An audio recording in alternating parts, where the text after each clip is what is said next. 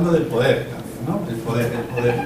Y una de las cosas claves aquí justamente es esa, ¿no? Al hacer el poder como categoría analítica, aquí vamos a trabajar con eso. O sea, la categoría analítica como el tiempo, el espacio, la gravedad son cuestiones que no se pueden discutir, existen, por sí. Entonces, el poder es un recurso también. Y yo creo que necesitamos trabajar con esa visión, el poder como categoría, y es un recurso. Eso coloca, digamos, un gran desafío a la planificación. ¿Cómo operacionalizar el poder? Operacionalizamos el recurso humano, el recurso del tiempo, el recurso físico, las instalaciones, el conocimiento, pero el poder. ¿Cómo? ¿Cómo lo hacemos? Es más, el poder desde la oposición, desde la posición del gobierno, desde la posición de la oposición, desde un sindicato, desde una persona. Entonces yo creo que eso es clave y ahora lo vamos a ver, ¿no? No basta con saber, no basta con tener razón, decir lo que hay que hacer, no, es necesario poder. Y aquí necesitamos seguramente estrategistas, como decía Mario, revolucionarios, estrategistas, para ver de qué manera nos movemos dentro y fuera, fuera y dentro. Y esto es clave, está claro, es muy importante, es decir, la participación, yo, por las preguntas que ha habido, lo tengo clarísimo, es decir, la participación es algo, para mí, absolutamente necesario, es un requisito necesario, es una condición de eficacia para la sostenibilidad del sistema público nuestro. Porque la deriva que lleva nuestro sistema es una deriva desde hace muchísimos años hacia la conversión de un sistema de seguridad social, es decir, proveedores privados de servicios que gestionan servicios, ¿no? Como las clínicas que tenemos, y el seguro, que es el intermediario que nos lo ofrece a todos nosotros porque tenemos listas de espera enormes, porque es importante, y entonces esas multinacionales que son además empresas de capital riesgo están entrando a saco en España, haciéndose, en fin, entonces se va a modificar ya el vínculo, según el decreto del año 2012, 16-2012, el vínculo al derecho a tener asistencia sanitaria no es ya el ser español o ser ciudadano, no, es el tener seguridad social o no tenerla. Si tú no tienes seguridad social, entonces tienes que demostrar o que eres pobre, o pagar. Es decir, que de aquí a 20 años, seguramente, si las cosas no somos capaces de cambiarlas en Europa, en España y aquí, pues será que, a partir, como pasa en otros países de seguridad social, como puede ser Bélgica, Alemania, España, Francia, pues, oye, tú ganas más de 30.000 euros, muy bien, pues tú te tienes que comprar tu seguro, porque es que no tenemos dinero, no podemos atenderles a todos. Eso es lo que va a pasar. Y la única manera de que eso no pase es que nos apropiemos de que realmente haya una ocupación de esos espacios que ahora mismo no son perfectos, porque es que no hay capacidad de participación en los consejos, pero es que tampoco tenemos esa cultura. Vamos a ocuparlo porque yo he visto cómo funcionan cuando funcionan bien y ahí se aprende muchísimo, se aprende mucho, pero bueno, eso lo dejamos ahí. Entonces, con respecto a la planificación, efectivamente existe la percepción de que los planes van por un lado y la realidad va por otro. Los planes, la planificación al neoliberalismo no le interesan los planes, no hay planificación, están fuera de moda completamente. Lo que pasa es que esta planificación de la que hablamos y de la que yo realmente he practicado, el enfoque estratégico, viene de América Latina después de más de 20 años trabajando en planificación y ver que los planes no funcionan, inestabilidad institucional, el clientelismo en fin, el avance por el progreso por un lado de los Estados Unidos entrando allí, en fin, esa planificación normativa no funciona en situaciones de gran complejidad, de problemas complejos como es la salud y como es el sector salud y la asistencia sanitaria. No funciona esa planificación. Entonces tenemos que jugar de otra manera. Ha fracasado las experiencias de fracaso de esa planificación y se aplican herramientas poco eficaces en el sector público, porque seguro esta de la planificación estratégico-situacional es la planificación para trabajar en lo público fundamentalmente, ¿vale? Eso yo creo que es algo muy interesante, ¿no? En espacios de incertidumbre. Bueno, esta me la voy a pasar porque aquí hay algunas muy interesantes, pero el contexto, ¿cuál es la situación nuestra hoy? Bueno, un perfil parecido al de los otros países de la OCDE. Las cronicidades siguen incrementándose. Canarias, efectivamente, la obesidad en una serie de problemas, el tema de la obesidad y que es un factor, digamos, de riesgo para los problemas más importantes que tenemos ahora mismo, como es la diabetes, como es la enfermedad cardiovascular, y desde luego el empobrecimiento de las desigualdades. Yo creo que ahí hay una gran evidencia de esa relación, ¿vale? El empobrecimiento está aumentando y está modificando, empeorando las condiciones nuestras, ¿no? De salud. Luego aquí hay, Luis Bello ha hecho precisamente unos estudios interesantes sobre esa relación, ¿no? Aquí está la hipertensión, las enfermedades mentales, las alteraciones del sueño, las varices, enfermedades musculoesqueléticas, cefaleas, es decir, es el riesgo relativo que se tiene cuando hay privación social, cuando hay en relación con la situación cuando no hay privación social, es decir, en el caso de la hipertensión más del doble. Esto está cambiando. Es decir, hay un mayor riesgo relativo de tener enfermedades si se tiene en función de la pobreza. Es verdad que también hay otro tema muy interesante que es el capital social, que es la cohesión, la solidaridad. Se ha demostrado que la solidaridad, la cohesión, la participación es un factor protector. Incluso Coleman y Krugman son investigadores norteamericanos que estudiaron eso y han visto cómo la mortalidad se reduce cuando hay esa cohesión. Y eso es algo que en algún momento a Luis le ha llamado la atención, por ejemplo, en sitios como La Gomera, como las Islas Occidentales, Gomera, Hierro, donde realmente la pobreza es más alta, porque realmente eso es un problema, y sin embargo no hay una coherencia con lo que es, digamos, la mortalidad.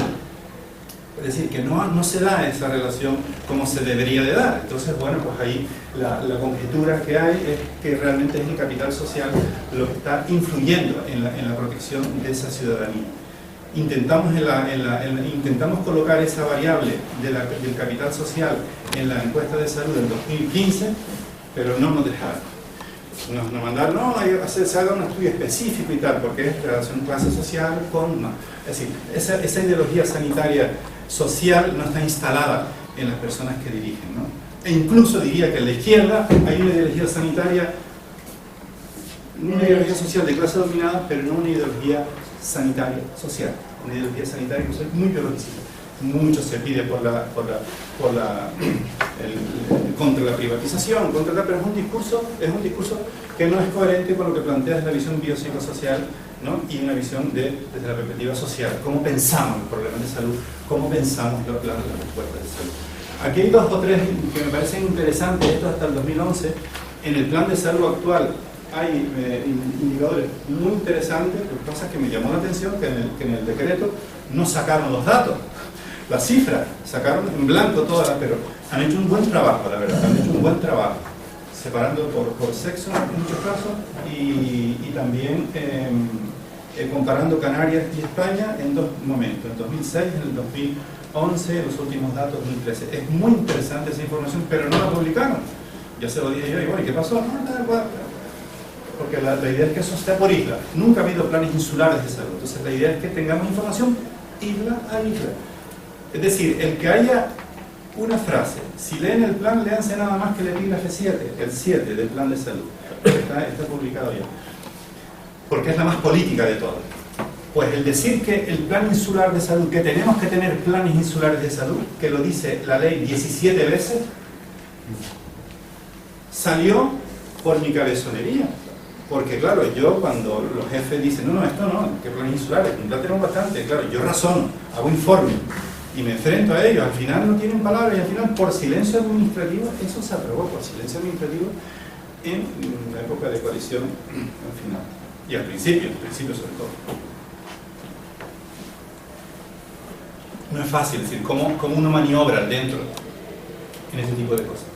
Bueno, pues esto fíjense, la repetición, fíjense ustedes que es altísima, ha ido bajando muchísimo durante el 75 al 3000, pero tenemos una cifra muy alta. Pero aquí, además, la provincia oriental de Las Palmas es una mucho más alta, tanto en hombres como en mujeres. Las mujeres los datos son inferiores, pero seguimos ahí.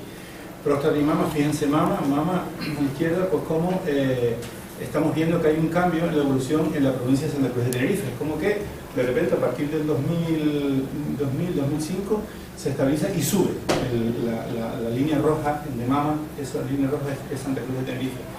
Nosotros seguimos bajando, tenemos una incidencia muy alta de cáncer de mama, la más alta de España. Sin embargo, hemos seguido consiguiendo, digamos, reducir la mortalidad, incluso la mortalidad evitable, ¿no? en edades jóvenes. en próstata. Lo que pasa es que ahora con el tema de las listas de espera y el gran problema, eso es posible que en los últimos 4 años, 3-4 años, eso esté cambiando. Es muy probable que esté cambiando, desgraciadamente. Y aquí tenemos la diabetes, y con esta la diabetes, la verdad es una cuestión que ¿cómo es posible? ¿Qué pasa con la diabetes? Las diabetes están subiendo muchísimo, tanto en hombres como en mujeres. Fíjense ustedes, mientras en España la tendencia es a bajar, en las Canarias sube. Esto ha sido objeto de preguntas a los epidemiólogos. ¿Qué pasa? ¿Está bien?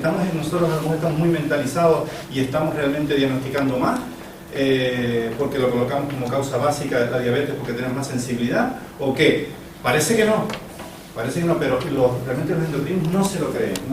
Digo, sí, lo que sí creen es que realmente hay una asociación muy grande con la pobreza. Es decir, cuando hay pobreza, la gente se muere y la gente entra en diálisis, porque aquí realmente la insuficiencia renal crónica es muy importante. Bueno, yo no voy a seguir con esto, porque esto nos va a ocupar. Voy a seguir, digamos,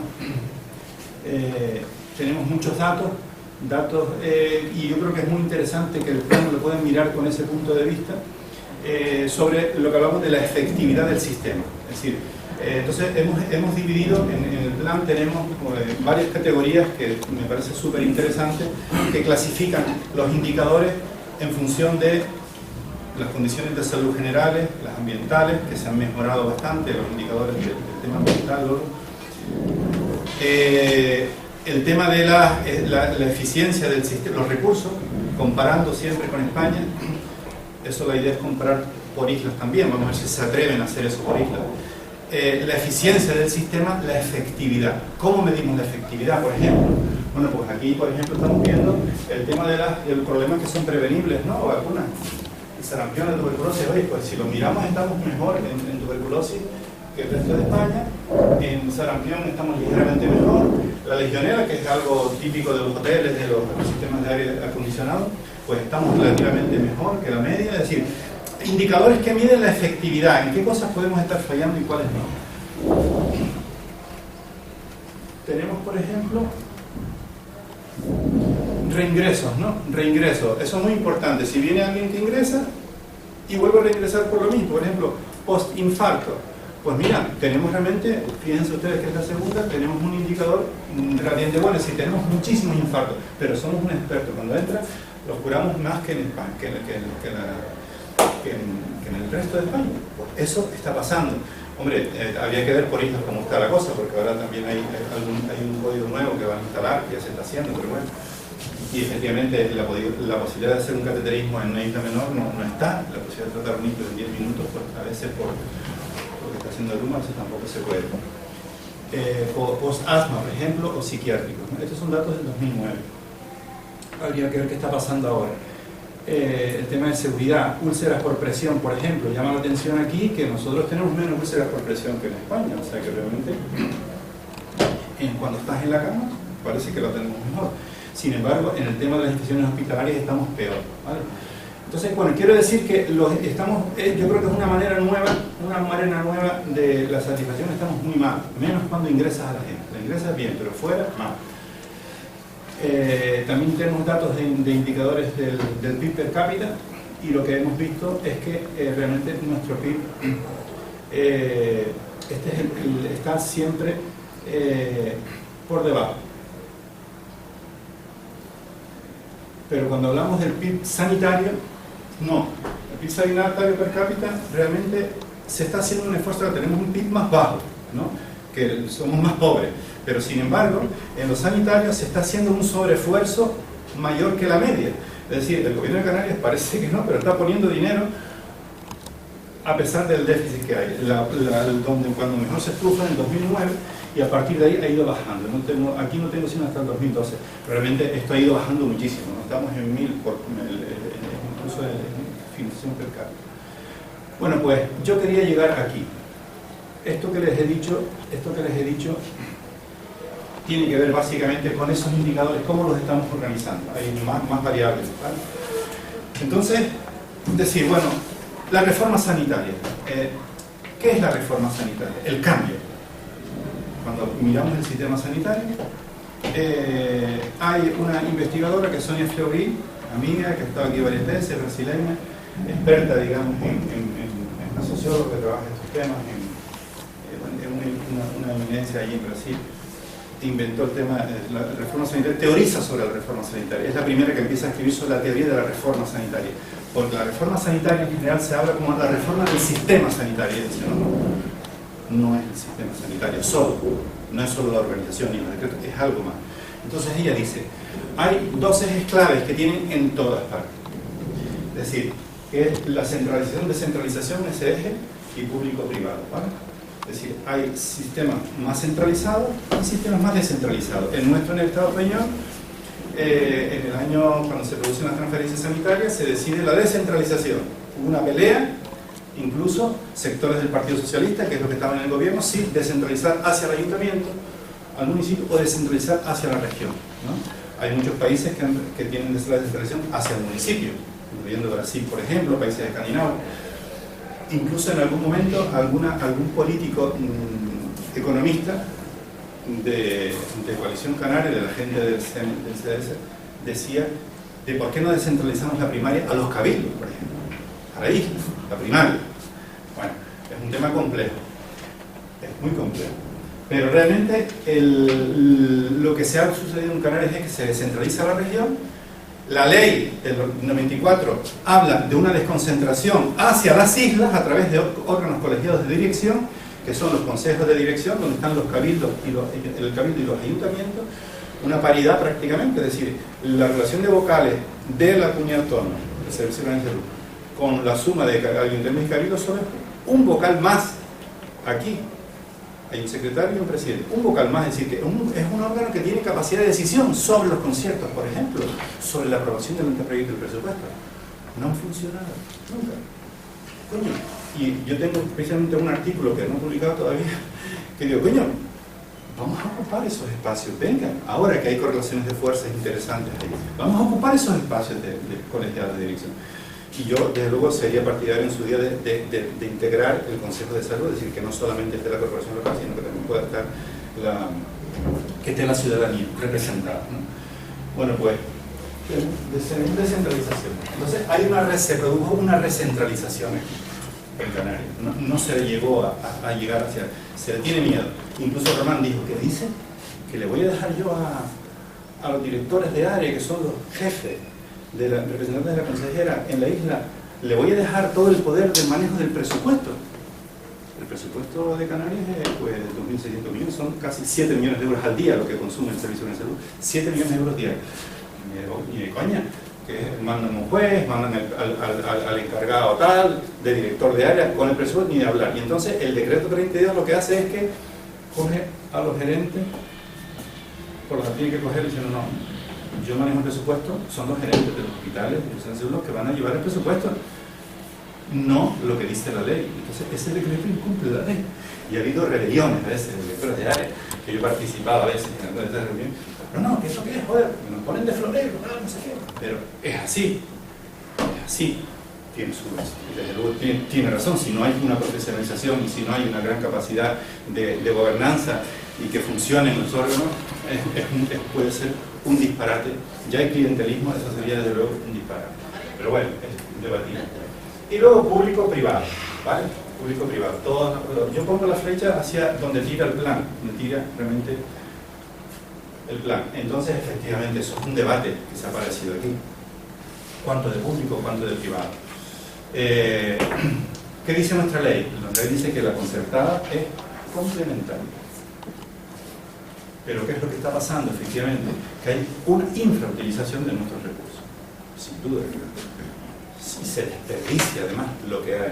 Hay bolsas de ineficiencia importantes y el tema de las incompatibilidades es un tema fundamental. Hay un par de comunidades autónomas que los sindicatos están dando incluso una lista de las personas que les consta que son compatibles, que están trabajando en lo público y en lo privado. Es decir, incluso en una de las frases que le puse yo un momento al Podemos, decía eso, oye, política de recursos humanos, que es precisamente el plan tiene una resolución al lado, pero curiosamente esa resolución que hace el Parlamento, que nos costó mucho trabajarla, entraron como 19 resoluciones, y ahí metimos nosotros las más específicas, ¿no? Y entonces hablamos política de recursos humanos. El consejero respondió hace 3 días a esa pregunta, porque le hicieron la pregunta: ¿qué pasa con la resolución que no se ha publicado? Porque no se ha publicado en el boletín del Parlamento. Y entonces contestó a todas y cada una de esas 19 resoluciones. Y dijo que aquí no habló de política de recursos humanos, habló de que están con la OPE, están con el tema de las oposiciones y tal, pero ni sabe lo que es una política de recursos humanos. La verdad es que, ¿qué quiero decir?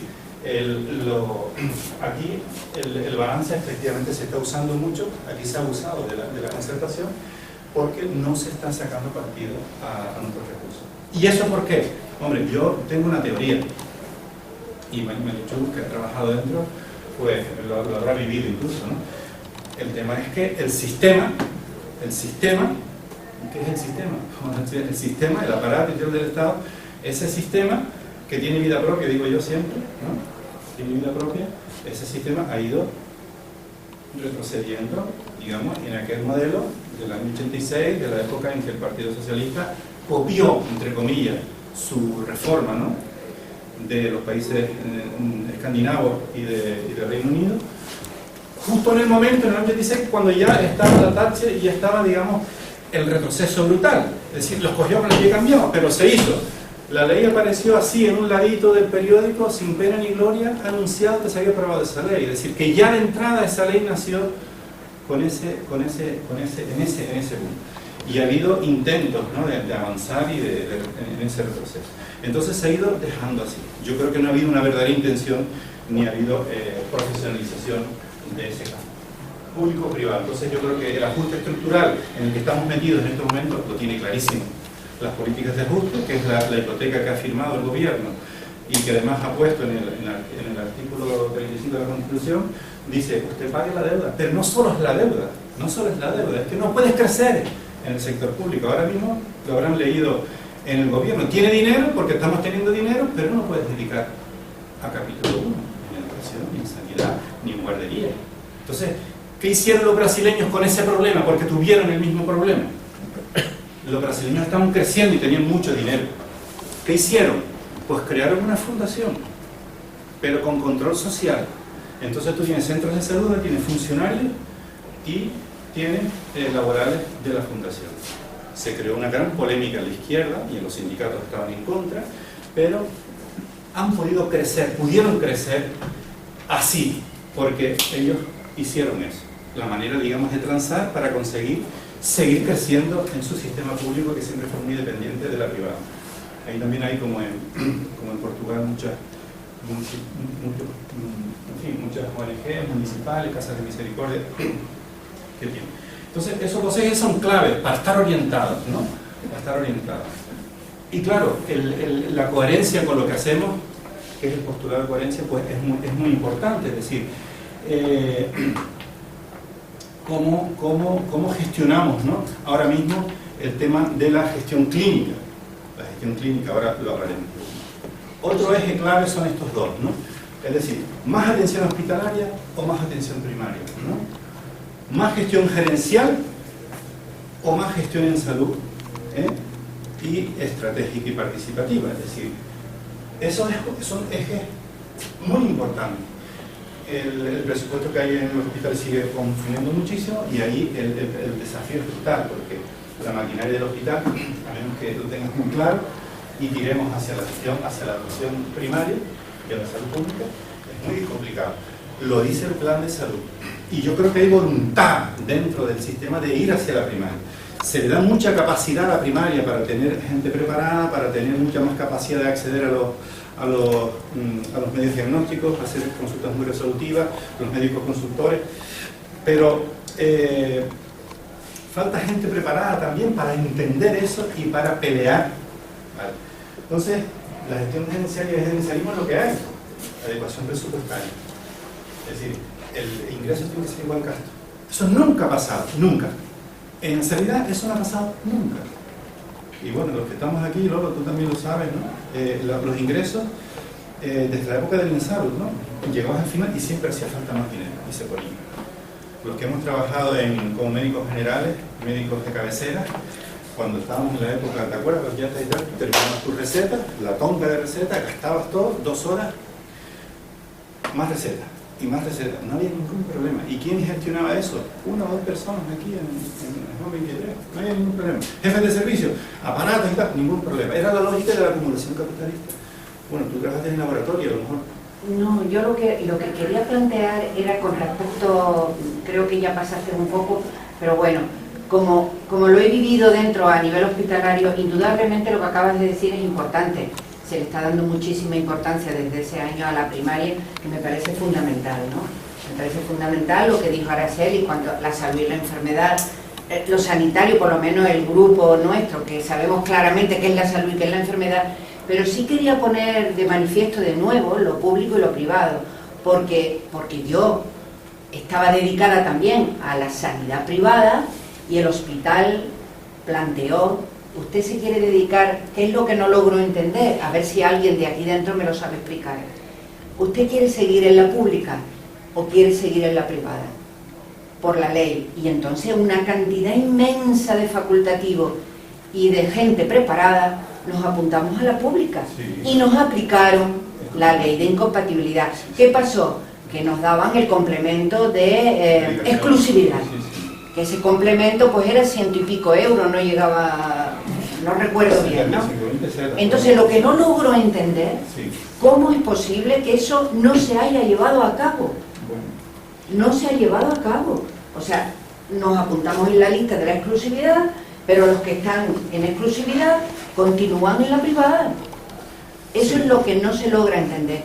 Y por eso el compañero antes lo manifestó: en el sistema público no podemos avanzar. No, yo lo tengo claro. Eso fue Román y Julio Boni, porque cuando se empezó a trabajar la reforma, en la primaria igual, era obligatorio, exclusiva. Los nuevos FEAS tenían que firmar la exclusiva. Y los otros, en fin, o tú aquí o allí, listo. Pero en un momento es que no podemos mantener esto porque hay mucha gente que incumple, entonces bueno, vamos a regularlo, decir, bueno, pero incompatibilizando horarios, incompatibilizando que tú no puedes ver a nadie en tu consulta privada, en tu centro, en tu casa, si esa persona es, por ejemplo, está asegurada contigo, o si esa persona, pero eso realmente no se está realmente haciendo bien. Entonces, claro, eso no se va a poder hacer. Yo creo que un gerente y un consejero no puede. Le gustaría, pero no puede. Yo creo que no puede. ¿Por qué? Porque se le monta una bronca, que se lo cargan. Entonces, yo creo que si no entra la ciudadanía, interviene, se moviliza el Parlamento y conseguimos mayorías grandes y conseguimos que eso esté en la isla y en los hospitales y salgan listas y los sindicatos realmente se comprometan y tal, eso no lo vamos a cambiar. Y es necesario, porque además antes es que no hay médicos especialistas suficientes, porque eso fue otra. La coartada fue que se empezó a dejar de fabricar especialistas, ¿se acuerdan? Que decía el hospital Insurgecho, pues si yo tengo aquí 100 plazas y me han dado solamente 40 para formar especialistas, tú lo sabes. Coño, pero si es que vamos a necesitarlo y tal, pues no. Y entonces ahí se facilitó el que, claro, no podemos prescindir de esta gente. Pero ahora no es así, la situación ya no es esa. Ahora hay gente que se marcha porque, aparte que no les dan contratos como ellos mandan. Bueno, entonces vamos a terminar con otra que tiene que ver con esto. Es decir, entonces, desde ese punto de vista, bueno, vuelvo atrás otra vez que dice Sonia, el tema de la reforma no es solo un problema de reorganización, es un problema de poder. Es decir, es un cambio en la estructura de poder del sector. No podemos cambiar, no por decreto, no. Tenemos que, eso es el mover el centro de gravedad a cada uno de los ejes no es suficiente para que hagas un decreto y digas, no. Tienes que poder. Hemos visto cosas que no se pueden. La evolución ha sido para atrás y no hemos conseguido. O sea, entonces, ¿cómo operacionalizamos en la planificación y en la gestión el poder? Eso es un desafío para un nuevo paradigma de planificación, realmente. Porque claro, tienes que controlar tu fuerza. Y no estamos hablando de planificación solo de arriba abajo. que es muy importante en el sector salud. Ahora lo vamos a planificar con esa perspectiva, porque están los sindicatos, están las multinacionales, están realmente las deficiencias del sistema y que no puedes obligar a la gente si no tiene información a que tenga beneficios de las farmacéuticas para que te paguen los congresos. Es decir, es muy complicado. Entonces, él dice eso, el poder. Y ahora vamos a la siguiente, que yo creo que es muy interesante. Esto para empezar, es decir, la planificación como práctica social no estructurada, que es la gestión en la situación de incertidumbre. Cómo planificar la salud y el cambio de la educación son procesos eminentemente políticos, por tanto no basta con saber lo que se debe hacer, es dar poder. Bien, y entonces aquí entramos en una cosa que me parece muy fundamental.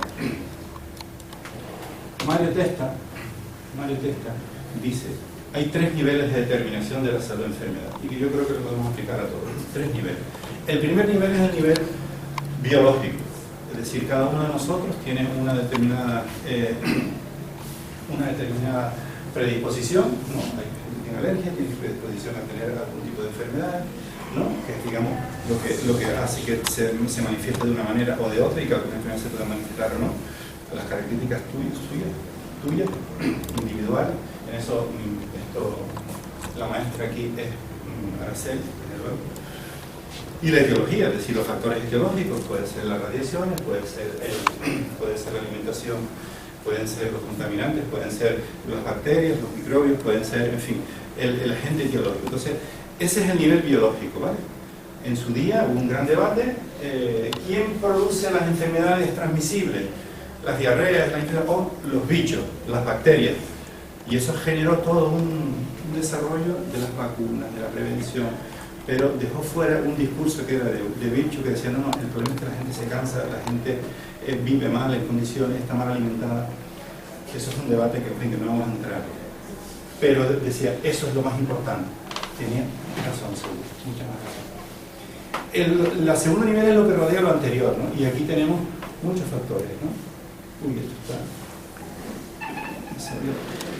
Perdón.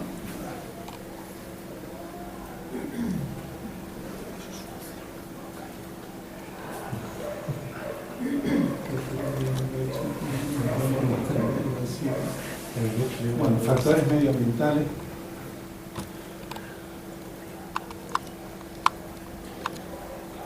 Bueno,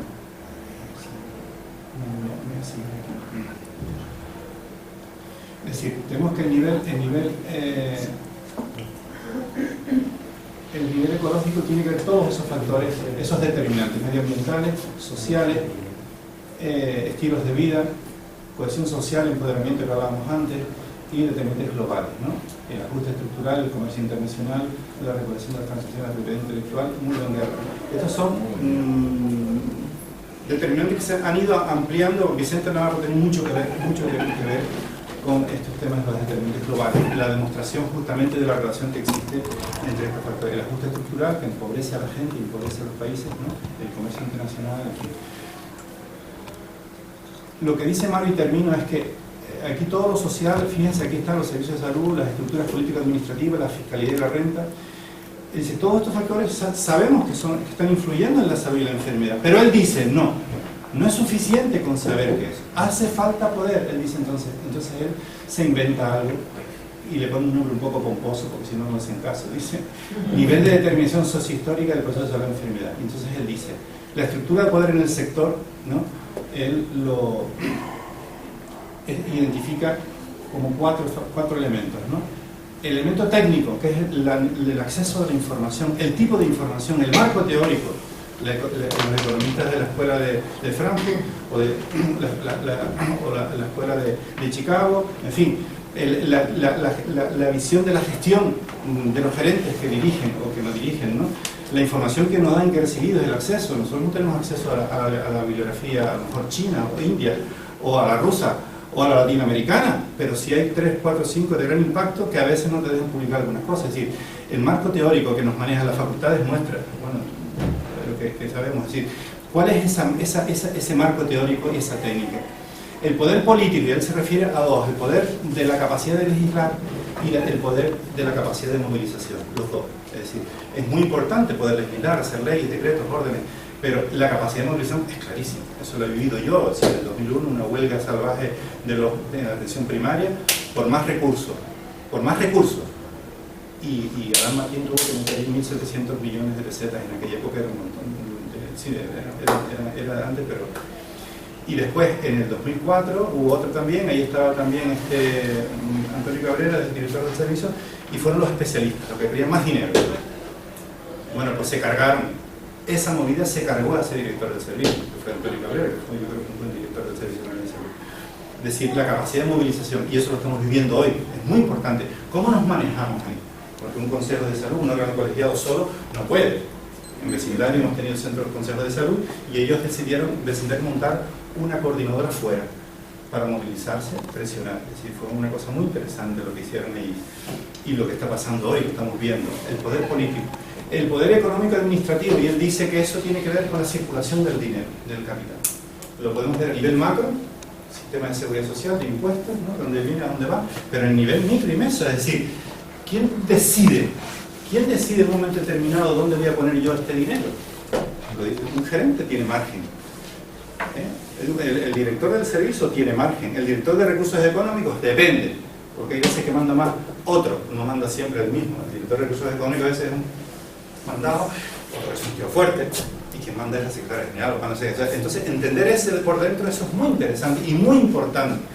La transparencia daría mucha información también, pero eso es muy importante para entender cómo se funciona, porque eso es como un campo electromagnético de fuerza. ¿Quién es quién? ¿Qué actores? ¿No? El decidir si tú además construyes más en sociales, ¿no? Construyes más un tipo determinado de centros, domicilios o residencias, ¿no? Y él, por último, y la capacidad de gestión, él dice, no, hay otro factor que él dice, en países subdesarrollados dependientes, el poder de las armas de fuego. Entonces yo lo cambio y digo, no, es el miedo, el poder del miedo. Tenemos miedo. Hay miedo. ¿Por qué la gente que tiene plaza en propiedad en el hospital o en el centro de salud no dice lo que piensa, joder, cuando hay una reunión y tal? No son pocos. Los conflictivos, los más que suelen ser las gente a veces más interesantes. Pues no. Entonces, es decir, el miedo ahora está muy limitado, lógicamente, la gente en el trabajo, pierde el trabajo de ser humano, la inestabilidad laboral. Y ahí funciona entonces muy bien el papel de control que tiene la institución del Estado, es decir, formar gente obediente y sumisa. Yo soy residente y digo, joder, como se me meta con el trabajo aquel, pues coño, pues no tengo a lo mejor, no me dan la beca para irme yo afuera, no sé qué. Y es una competición constante. O la auxiliar de enfermería que tiene la supervisora y dice, bueno, que yo en un momento tengo que salir porque tengo un niño malo, o lo que sea, no sé qué, o cambiar de turno, no sé cuánto. Funciona el miedo. Funciona el miedo. Entonces decir, bueno, ¿qué dice Mario? Te dice, no, el primer nivel causal no es la etiología, ni el segundo, es este. Entonces dice, hay que darle la vuelta a estos tres, y el primer nivel de determinación es el nivel de determinación sociohistórica. Y es donde hablamos del poder. Entonces el tema es, ¿cómo planificamos? Entonces no vamos a hablar de eso, pero Mario tiene que ver con el enfoque estratégico de planificación. Hay varios, ¿no? Y Mario habla del pensamiento estratégico, ¿no? Y yo he tratado de trabajar así, ¿sabes? Tratar de trabajar así. Como tú identificas, no tengo esa diapositiva aquí a mano, es una pena, pero cómo tienen que ver con los objetivos, es decir, cuando los objetivos, y ahí terminé, ¿no? Objetivos, tienes objetivos administrativos, objetivos estratégicos y objetivos de legitimación. Siempre, siempre. En cualquier acción, no plan, acción, están implícitos o explícitos esos tres objetivos. Necesidad administrativa, bueno, pues plan de urgencias, coño, hay que atender a las urgencias, vale. Y lo que yo quiero como ciudadano es que a mí, bueno, una persona, lo que yo necesito como urgencia es que a mí coño, cuando tengo un problema, me atiendan, joder. O cuando tengo una lista de espera, yo lo que quiero también es, si yo voy a la clínica y me resuelven el problema, me da igual. Y es así. Sí. Perdona que te interrumpa, pero como eso que estás diciendo es lo más interesante, es decir, ¿por qué estamos aquí y por qué la gente sigue pidiendo más camas y más operaciones y más médicos y más de todo?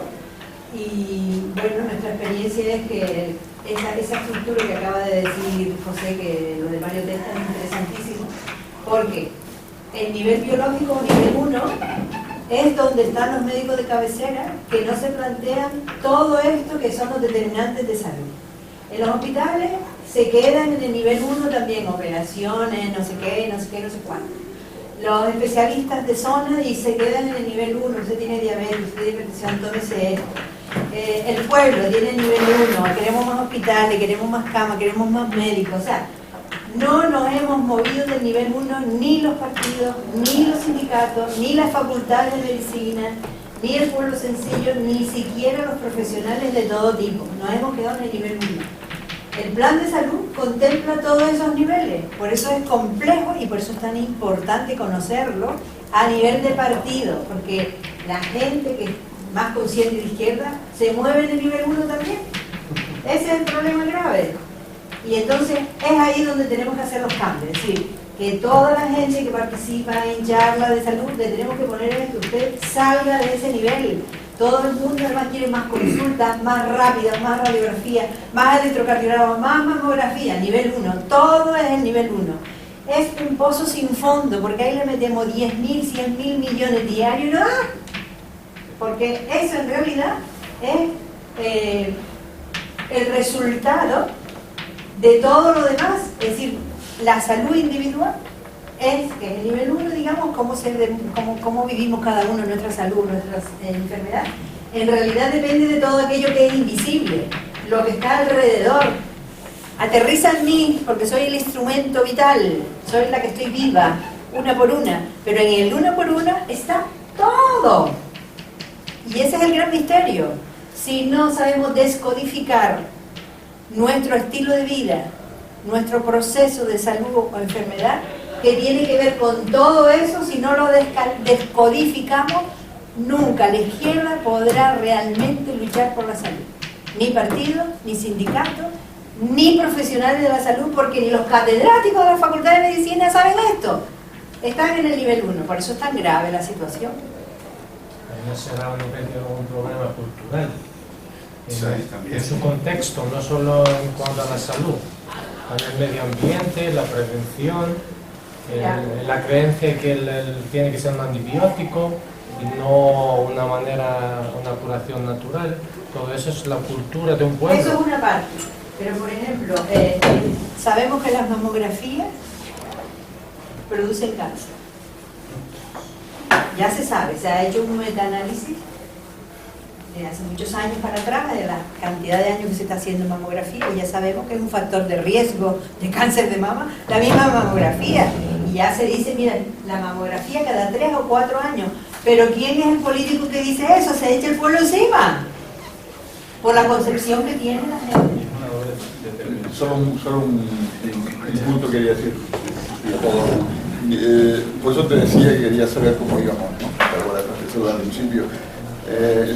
Yo recuerdo que hace X años hicimos el primer diagnóstico de salud de Gran Canaria, no sé si de Canarias, y creo que el segundo de España, que fue el de Industria, estaba por ahí cerca, y Luis Bello, todo este tema, ¿no? Yo pensaba, porque fue muy interesante, yo creo que fue, bueno, no puedo decir yo que era de la empresa que teóricamente estaba operando, pensaba que los centros de salud iban a ser los dinamizadores de la salud.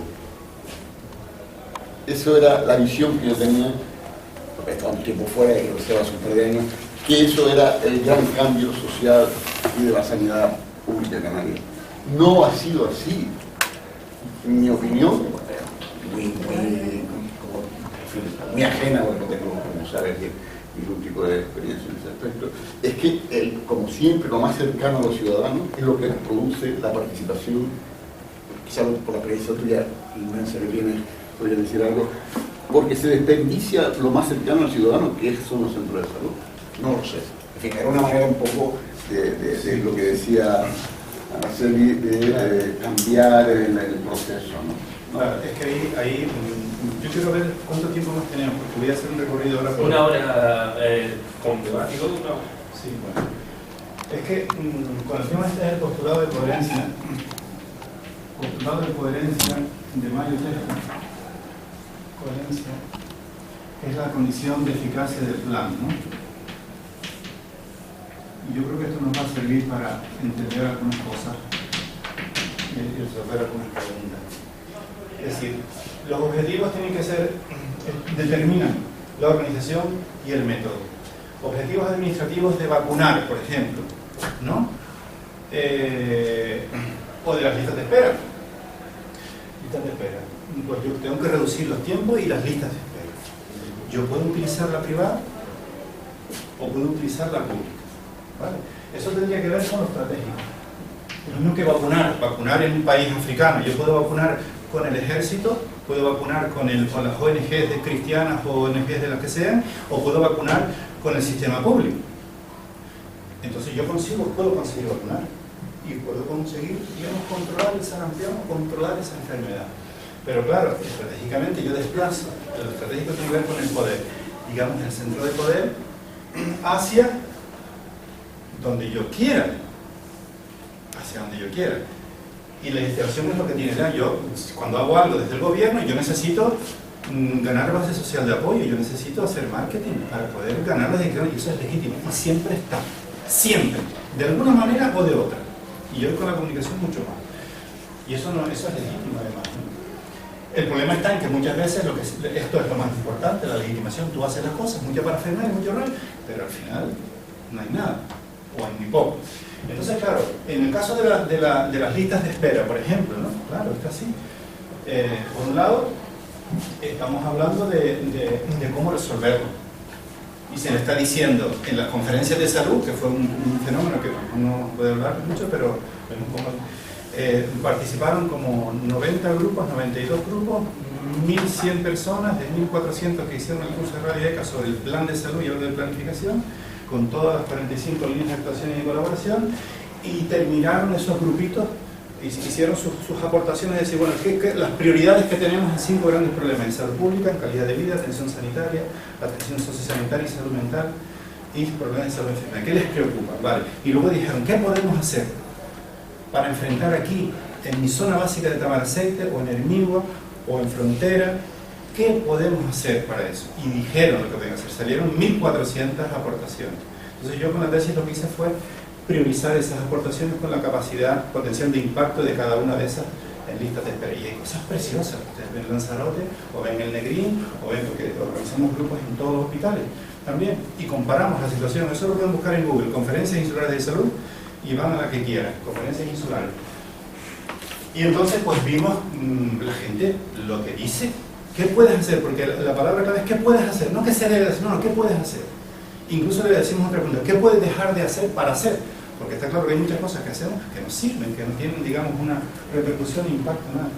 Bueno, pues, aparte de que se habló también del diálogo apreciativo, porque utilizamos el diálogo apreciativo para decir, ¿qué hacemos bien? ¿Cómo nos gustaría ver nuestra sanidad cuando despiertas de un sueño? Ver en positivo, ¿no? Y la verdad es que el resultado fue súper interesante. Eso fue en una adaptación que yo hice de las conferencias de salud de Brasil, que son en todas las políticas públicas se hacen desde hace 40 años, pero en salud realmente han sido las más interesantes. Entonces, tú utilizas para las listas de espera, pues utilizas, tienes que ver qué hay, reducir, ¿vale? Pero ¿cómo lo voy a resolver? Este consejero está queriendo meter por la tarde a la gente, ¿vale? Ahora, ¿a quién mete? ¿Cómo lo hace? ¿Cómo? Pues ahí dice la gente, no, a todo el mundo, al que quiera, no, dijeron los andaluces, no, perdona, el que quiera ganarse las perras por la tarde, ese tiene que tener su lista de espera a 0, tiene que tener el rendimiento máximo posible, la productividad por las mañanas tiene que ser máximo, no puede ser que haga 2 operaciones y luego te pides 6 operaciones por la tarde, no, eso es cómo hacer, por ejemplo, ¿no? En el aspecto más hacia administrativo, el cómo hacer, y después, claro, bajar las listas de espera. ¿Cuál es la crisis que tenemos ahora mismo con el gobierno? Que le dice el presidente y le dice la consejera de Economía, chacho, estoy metiendo dinero, tiene el 43% del presupuesto en sanidad, joder, y la gente cabreada, y la gente cada vez está peor. La gente se cabrea y no resolvemos. Pues chacho, justifícame eso, es lo que ha dicho. Y le dio tiempo de aquí a fin de año a que los gerentes y los gestores le presenten un informe. Yo le digo, cojones, para ver qué se hace. Joder, pero si tenemos un plan de salud, si tenemos una conferencia de salud con 1.400 aportaciones de la isla, léete, cuando vayas a la isla, léete lo que dijeron allí para que te enteres de lo que piensas. Estudia eso y entonces haz un informe con lo que tú crees y con lo que piensa la gente, porque la gente no eran solo ciudadanos, eran gestores, eran grupos, porque todos esos grupos luego se reunieron en una isla y bueno. ¿Qué es lo que yo esperaba? Lo que yo confiaba, que realmente esos 90 grupos fueran grupos de los consejos de salud. Y que realmente en la isla quienes estuvieran participando en los debates fueran los vocales de los consejos de salud. No lo conseguimos. Entonces ahora es la Conferencia de Salud de Canarias, que dice que sí que se va a hacer. Entonces, como yo estoy en la Sociedad Canaria de Salud Pública, José Luis Jarocha, que es el coordinador del plan, le ha encargado a la Sociedad Canaria de Salud Pública, que él ha sido presidente y vicepresidente y como, en fin, pues le ha encargado la Conferencia de Salud. Y yo, como estoy ahí en la comisión, pues a mí me encargaron, con dos más, hacer el programa de la conferencia. Entonces yo hice el borrador y lo mandé, no me contestó. Y yo digo, para empezar, si te interesa tienes que poner 30.000 euros. Hay que traer a todos, hay que pelear para traer a la gente de las islas, a los vocales de los consejos, a las organizaciones ciudadanas, organizaciones militares, y hay que hacer lobby en la FECAN, en la FECAN y tal y que cual.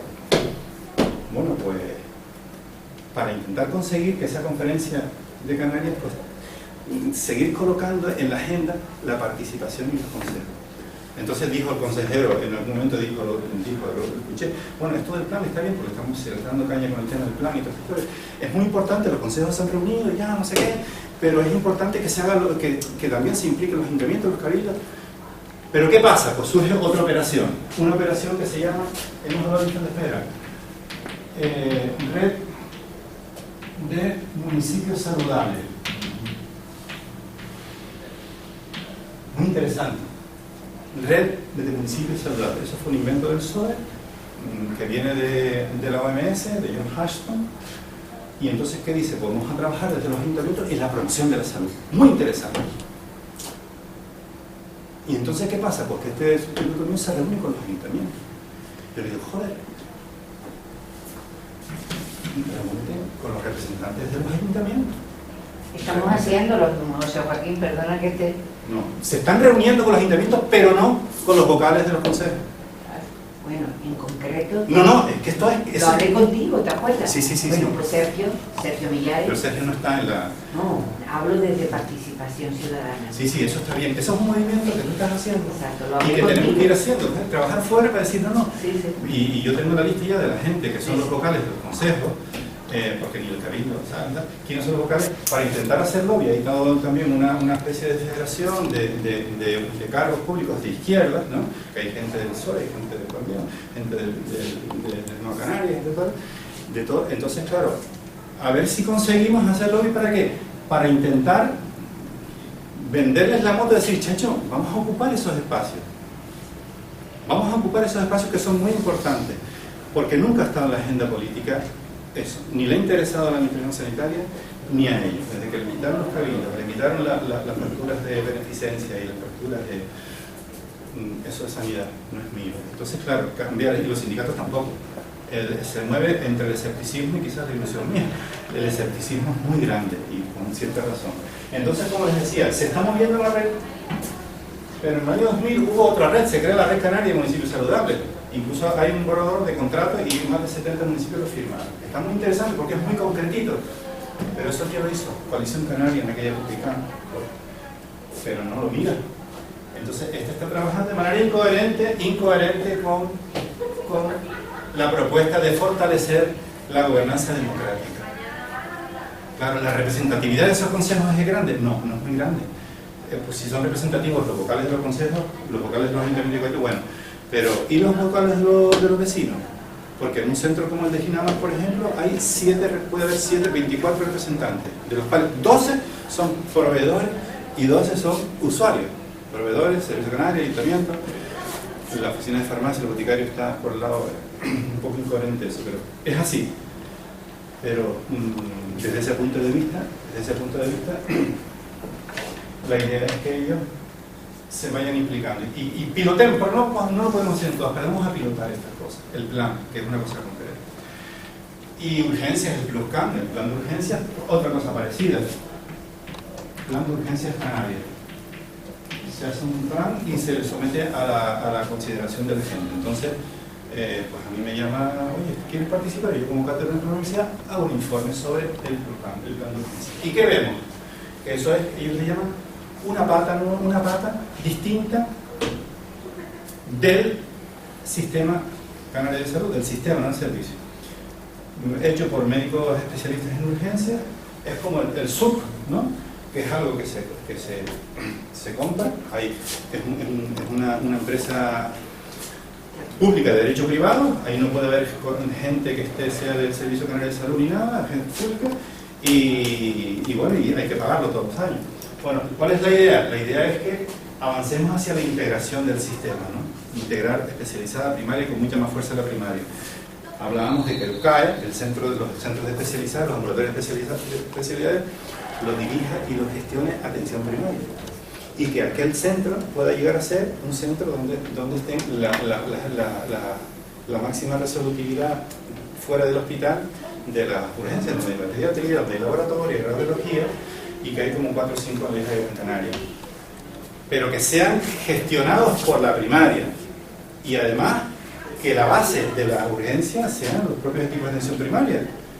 Pero hay que crecer de los 105 centros de salud que tenemos en Canarias a 135, porque Guanarteme no aguanta más, vecindario no aguanta más, es decir, hay centros que están hasta aquí. Pero eso implica meter más gente, meter más personal. Y hemos dicho eso. Pero claro, eso, el tema es que tenemos que llegar a todo. Y yo creo que cuando ese diálogo se produzca en un consejo donde estén los ciudadanos representados y estén, digamos, los sindicatos y estén los gestores, yo creo que ahí se va a ganar fuerza y poder para conseguir los cambios, porque la instrumentación que se hace de fuera es enorme. Yo creo que realmente los gestores de la media, los mesos gestores, son gente que son más bien aliados. Yo lo creo así, son más aliados que enemigos, o indiferentes en todo caso. Pero si de arriba te dicen, vete por ahí, van por ahí. Es decir, en general soy más bien optimista de ese tema. ¿Dónde está la resistencia? No se cuenta con los sindicatos los tienen para allá apartados. Tenemos hay una mesa, yo fui una vez a presentarlo, joder, una falta de atención, ¿sabes? Vienen a joder, vienen a molestar, vienen no sé qué, y los sindicatos tienen que cambiar. Bueno, pues ya está, esto es lo que yo quería decir, este es el postulado de coherencia. Entonces, digamos, ¿quién determina qué? Bueno, yo creo que aquí puede ser que la metodología puede influir en la manera de organizar las cosas. Tú tienes que introducir metodologías que ayuden, y esto tiene que ver mucho con la formación. En países muy estructurados y con estructuras o instituciones muy fuertes es al revés. Es decir, la organización te impide, aquí también pasa mucho, te impide cambiar. Entonces, digamos, estos son análisis que tienen que ver con el poder y la estructura. Y eso lo podemos llevar a cualquier tipo de programa. No solamente en el ámbito de la salud y enfermedad, sino en el ámbito de la... Bueno,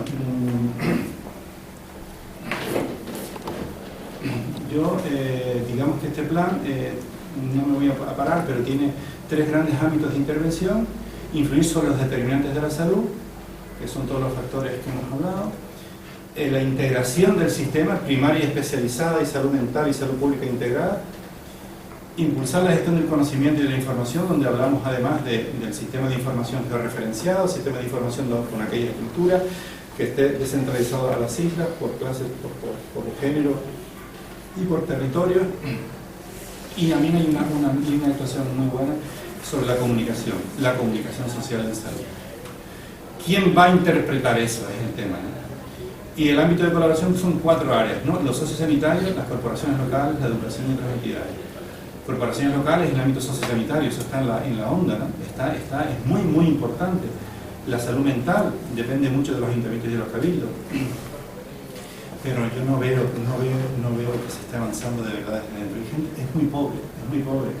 Y se trabaja, no sé. Educación, por ejemplo, tuvimos el programa de salud escolar en los años, ¿te acuerdas? En los años 90.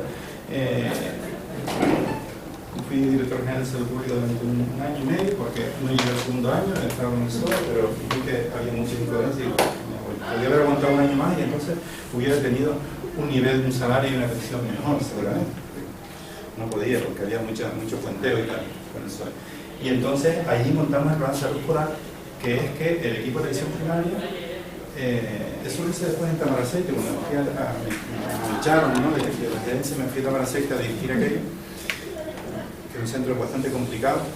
Y desde montar una unidad de salud bucodental en un colegio, en el Colegio Valencia, oye, que tengo aquí un dentista y para colocar ahí en un sitio que llame, oye, pues venga, aquí no tengo sitio porque es una casita, pero lo metemos en el colegio público. Joder, funcionó de maravilla la salud bucodental.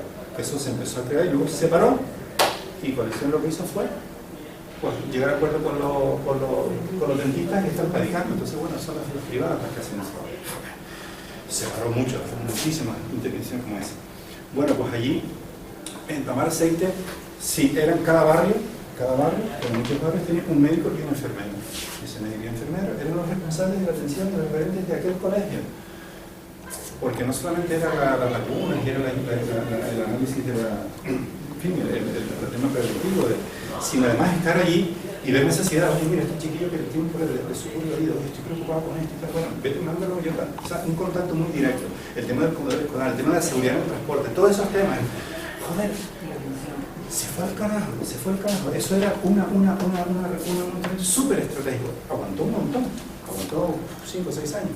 Pero justamente cuando llegó esta gente, que son los que ahora dirigen programas asistenciales y dirigen el plan de salud, no, si tenemos la informática y tal, eso lo hacemos aquí en el centro, que es más fácil. Tío, pero no te das cuenta, el tema estratégico, no te das cuenta. Pero no. Tuvimos en el sur, cuando empezamos con los centros de salud, que en fin, yo fui, bueno, a la serie también de los que empezamos aquí a montar los centros de salud, montamos el sistema de información por barrio y por familia. Entonces tenías los archivadores de papel, tenías la familia y el barrio. Además, los primeros centros. Interesante eso. Entonces, claro, ¿qué pasa? Que cuando vienes tú al gasto del médico, pues la familia entera está en una carpeta. Aunque a lo mejor tienes otro médico de cabecera, pero tú ves que el niño se está bañando en la cama y tal y cual, pero ves que él dice que la familia tal, le tiene leche tomando y tal y cual. O padre violento, tal. pues tú tienes la visión familiar. Y la estrategia familiar tiene que ver con un aspecto organizativo, estratégico. Las reuniones de equipo obligatorias. Obligatoria. Le abrimos casi un expediente a una persona en Tenerife porque una médica, nada. Se le abrió un expediente en Tenerife. Bueno, que no es obligatorio la reunión de equipo, lo siento. Lo mismo que tiene que hacer la urgencia o el domicilio, tiene que hacer reunión de equipo. Metodología. ¿Para qué? Para crear eso. ¿Qué hicimos en vecindario, en Agüimes y en Ingenio? Pues cogimos y repartimos a los médicos por barrio. Y entonces ellos eligieron democráticamente su equipo. Entonces, para ti este barrio, para ti el otro, para ti el otro. Hicimos además un censo con la ayuda del ayuntamiento de todas las cartillas, porque en aquella época no estaban relacionados los domicilios con las tarjetas sanitarias, con la cartilla. Y entonces repartimos. Ellos eligieron democráticamente sus barrios por antigüedad. A mí, Casa Pastores, a ti toca el de Blanca, a ti te toca el barrio de Roda. Y además no solo eso, sino que además le decimos al alcalde, oye, tú recibes a esta gente, la recibes y le das un regalo, y los invitas a comer y le das una guagua para que se conozcan el barrio.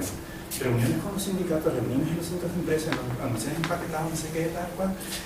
Ellos, tío, en el buen ingenio, eran como motos, porque además eligieron democráticamente a su director, al responsable de enfermería del coordinador médico. Así empezamos. Vecindario es uno de los centros más interesantes. No pudimos evaluar realmente bien aquello, pero tenía que ver con el cómo hacer, Llega esta gente, se cargaron las historias familiares, se cargaron no, porque ahora está informatizado, ahora no hace falta, pero que no, tío, que no. Oye, no, ahora el tema del sistema de reuniones de equipo, no, eso, no, ¿cómo vas a obligar a la gente? ¿Cómo vas a obligar a la gente, tío? En Tirajana, ¿te acuerdas? Lo más importante era nuestra gente de los reuniones, joder, allí, los conflictos y tal. Yo cuando fui a la Marcela, entonces cambié todo, cambié incluso pero lo cambiamos en la reunión de equipo. Es decir, la gente no es capaz de hacer nada. Sí, sino que, oye, los barrios, sí. Oye, reunión, cambiamos todas las agendas para la mañana, los lunes y los viernes a las 8 de la mañana, sesión clínica, sesión de formación. Que todavía estoy en el hospital y me encantaba. Bueno, nosotros cambiamos todas las agendas porque empecé a trabajar a las 9. Joder, tenés que ver allí los conflictos que había. Claro, yo también tenía una cierta habilidad para eso. Joder, pues eran fantásticos, responsables de diabetes, responsables de vacunas, responsables de salud escolar, responsables de sociosanitaria, responsables del consejo. Así, se fue al carajo. Es verdad, como decían antes, el primario como fue cambiando, ¿no? Y bueno, pues esto es un poco así. ¿Por qué se fue? Porque el manejo habitual de la mayoría de los profesionales es del nivel 1. Sí. Una persona que tenga toda esa formación, ¡buah!, a un centro, a 2, a 3, o coge el sistema entero y lo cambia. Pero si no tenemos esa formación, si no todo está mal, es que ese es el problema gravísimo que yo veo. Pero fíjate, muy grave. Exacto. Pero Karina, ¿no? Yo estoy... que yo creo que hay que romper en el sistema sanitario aquí y en el resto del Estado la concesión biomédica, que a pesar de que es algo viejo, que hemos leído como algo antaño, que tenemos clarísimo que no funciona, está fuertemente arraigada. Creo que vivimos en un sistema sanitario, lo sufrimos cada día muy jerarquizado, en el que si no empezamos a mirar con quiénes trabajamos, quiénes tenemos al lado, yo creo que hay un sector muy importante, como son las enfermeras, las auxiliares de enfermería, los celadores, que tienen una visión más social de la enfermedad y de la salud. Es muy difícil que dar voz a esos colectivos, y creo que son fundamentales y se están desperdiciando. Si entendemos que ha cambiado el paciente actual, que hablamos de pluripatología, yo creo que la prevención, y está más que escrito, es que me parece increíble tener que decirlo, pero la prevención no es solo prevención primaria, prevención hospitalaria, prevención terciaria, y tenemos que cambiar el concepto. Es verdad que la gente no está formada, pero también hay mucha gente formada, decepcionada porque no lo pueden llevar a cabo. Sí. Por el volumen de trabajo, por el volumen de pacientes con el que tengo que trabajar, es imposible que yo desde un hospital pueda hacer, no es imposible, es muy posible, y sería muy rentable porque disminuiría el número de reingresos si yo puedo a un enfermo renal hacerle prevención secundaria, decirle cómo tiene que vivir, cómo tiene, pero no se escucha, porque yo creo que hay los cargos intermedios con los que lidiamos todos los días, los supervisores, los gerentes, bueno, los gerentes no son intermedios, pero los intermedios son cargos elegidos a dedo, no es gente con capacidad, con conocimiento, generalmente es la gente pues que menos conflictos le genere y que logre, yo desde enfermería, que logre cubrirme las bajas que tiene al mínimo coste. Entonces, cuando a esa gente tú le planteas qué dificultades tiene para llevar una planta adelante, porque yo creo que el problema no son las listas de espera en sí, eso es un problema para quien está esperando, y está claro que hay que quitarlas, pero el problema es que a lo mejor si hace funcionar el hospital las 24 horas del día y todos los días del año, igual esas listas de espera salen con más premura. Si yo le explico a la supervisora qué necesito para funcionar todo el tiempo que estoy en mi turno a tope, y le digo plan de eficiencia, me tapan la boca porque son esbirros, ¿sabes? Son gente que te va a decir, se hace esto y punto. Entonces hay muchísima gente decepcionada. Sí. Yo creo que la implementación de los planes de salud, yo cuando los leo, alucino, me encanta. Se ve el aspecto social, el aspecto sanitario. Cuando ves realmente la Sí, cuando los lees y cuando ves y cuando dices, ¿por qué no se lleva a cabo? Porque somos unas máquinas de recoger datos. Cuando hablas de la informatización, tenemos ahí, la informatización me permite tener una serie de datos, pero me supone 2 horas de pasar esos datos. Esas 2 horas se la quito una atención al paciente.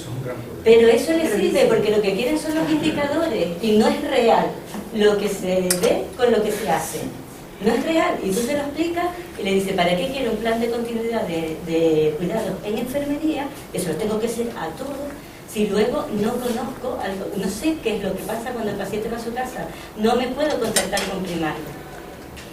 No existe, es falso. Entonces estamos ahí gastando dinero en equipos y en tiempo y desperdiciando profesionales, y yo creo que llevan al fracaso.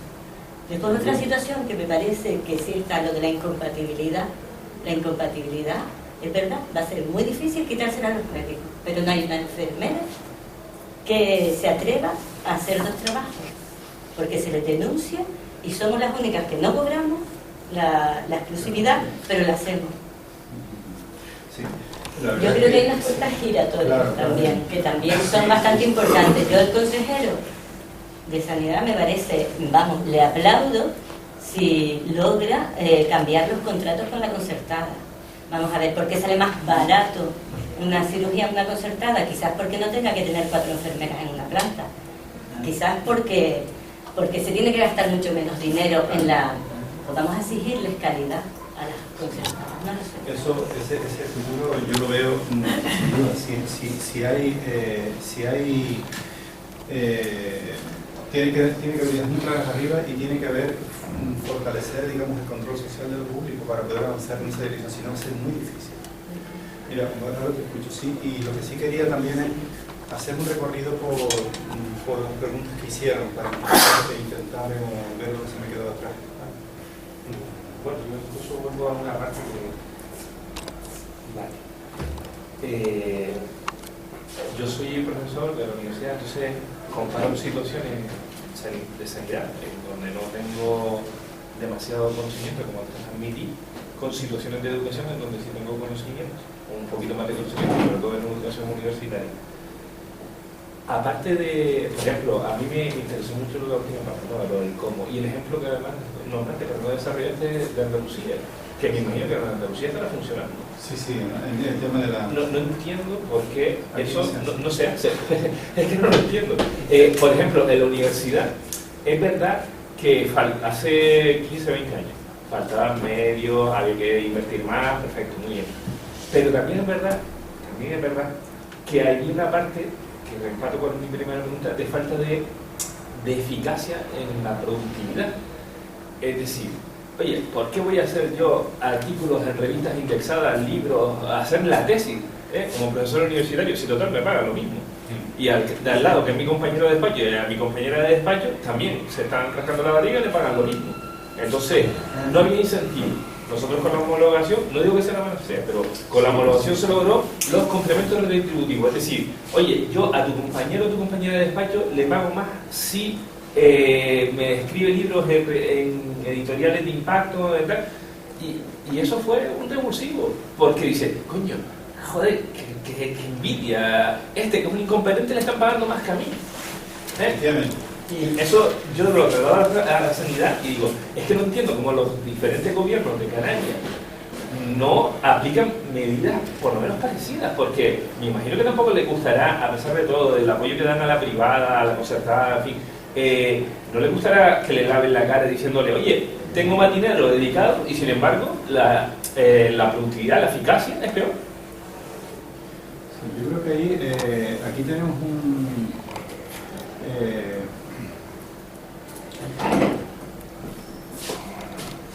el método, la gestión participativa, los programas de gestión convenida, ¿no?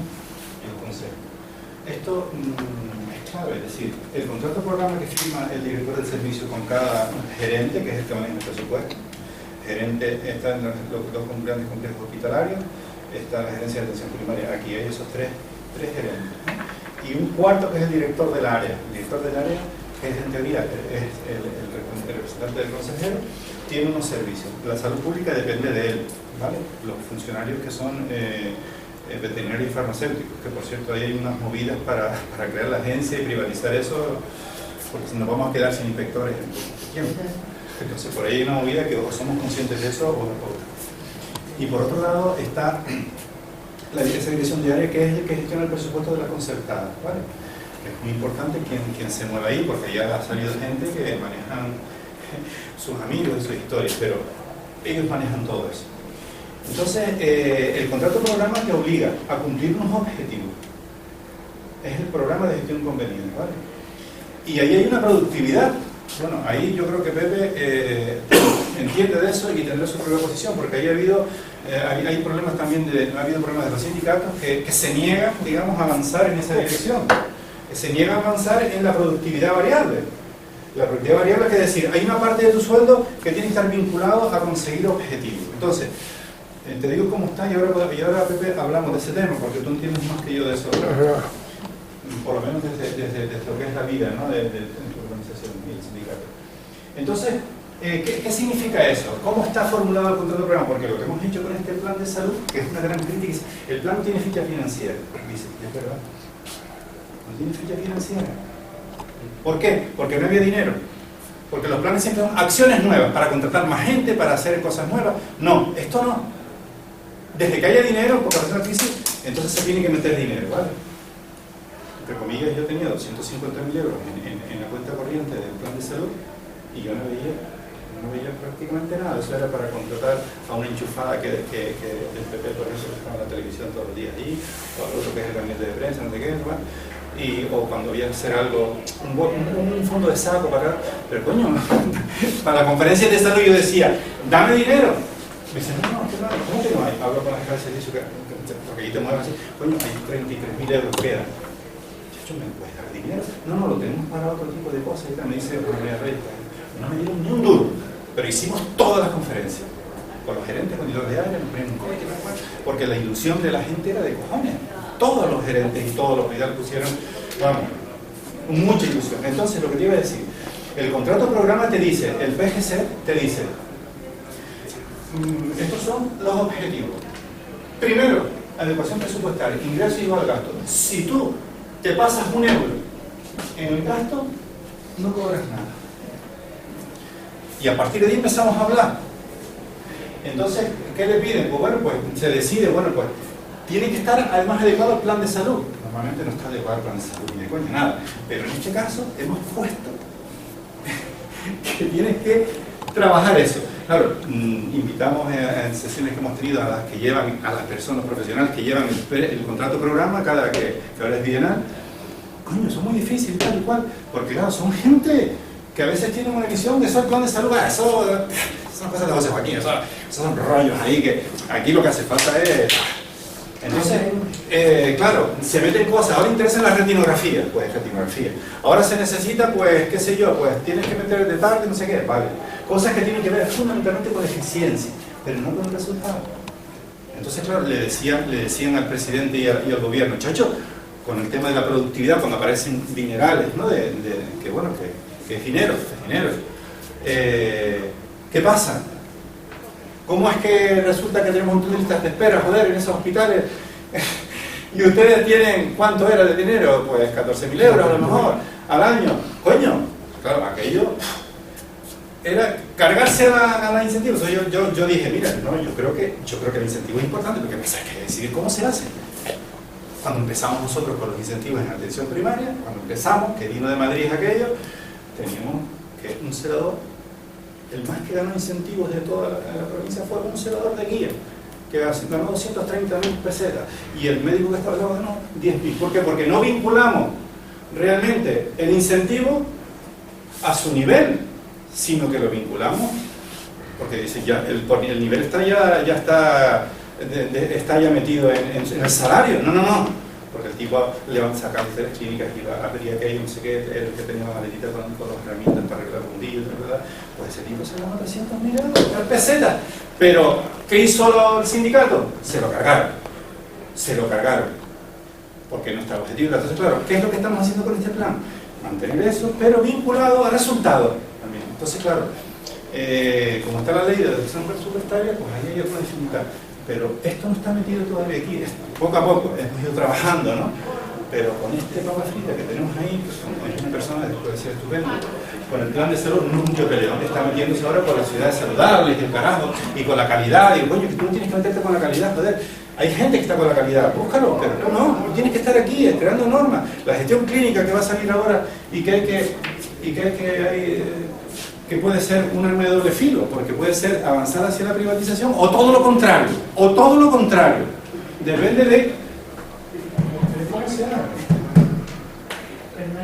Entonces, claro, pero los sindicatos dicen no quieren, y la izquierda también.